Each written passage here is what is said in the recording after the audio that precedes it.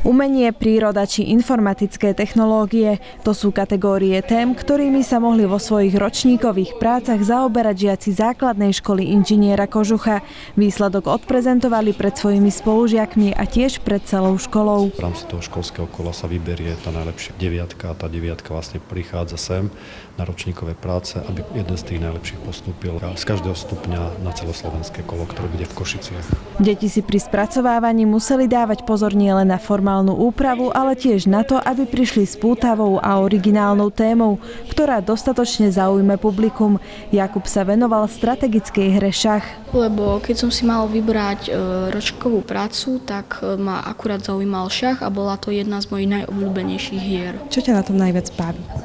No, hrať to, rozmýšľať nad tým a mať tú stratégiu, že ako pohnem a všímať si všetko okolo, mať tú vnímavosť. Mala som tému o morských živočíchov. Dozvedela si sa pri spracovávaní niečo nové, čo si predtým nevedela?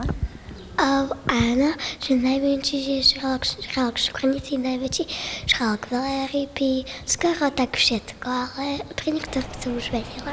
Ja som sa venoval planéta Zem a klimatické zmeny. A mňa najviac zaujímalo, že prečo nevydychujeme kyslík, ale vydychujeme oxid uhličitý. Čo ti to dalo, vypracovanie takejto ročníkovej práce? Takže mi to mohlo dať také skúsenosti aj do prírody, že nemáme nič veľa stromov a nemáme stavať veľa budov a máme viac sadiť stromy. Aby sme mali viac kyslíka. Žiaci museli svoje projekty čo najlepšie odprezentovať. Členovia poroty ich hodnotili podľa viacerých kritérií.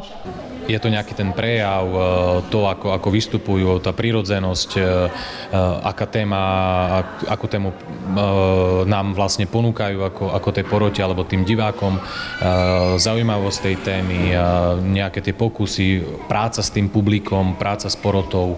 Školského kola sa zúčastnili predovšetkým žiaci z nadačných tried a úroveň ich projektov či vystupovania bola vysoká. Tým, že je to už viac kolové, tak samozrejme, že tá úroveň nám stúpa každým kolom. Sám som zvedavý, ako prebehne toto kolo, ale mám skúsenosť z predchádzajúcich rokov, takže viem potvrdiť, že každý návštevník, ktorý sem príde, tak sa dozvie zaujímavé veci a zaujímavým spôsobom, lebo cieľom je nie len odprezentovať to, čomu sa deti venovali v priebehu roka, ale najmä zaujímavým spôsobom to podať. Myslím si, že je to výborné, že tie deti sa tomu venujú, naučia sa vystupovať, naučia sa rozprávať a gestikulovať pred divákmi. Myslím si, že je to veľké pozitívum pre nich. Prehliadka ročníkových prác žiakov zo základnej školy inžiniera Kožucha sa konala 14.